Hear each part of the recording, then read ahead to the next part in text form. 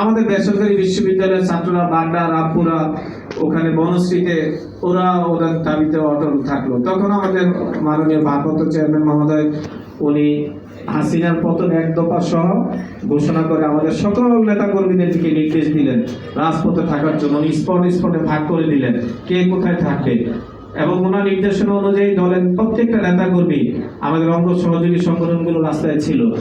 আমরাও চেষ্টা করেছি যে যেভাবে পেরেছে, কারণ এটা আমাদের ফাইনাল খেলা ছিল। জিতলে আমরা গাজী আর মরলে শহীদ। তো সেই অবস্থা থেকে উনি নিজে নির্গুম রাত কাটিয়েছেন, আমাদেরকে ঐক্যবদ্ধ করে বাংলাদেশকে একটি মুক্ত স্বাধীন বাংলাদেশ তিনি উপহার দিয়েছেন। আমরা বিএনপি এবং এই দেশের মানুষ ওনার প্রতি আজীবন কৃতজ্ঞ থাকবো।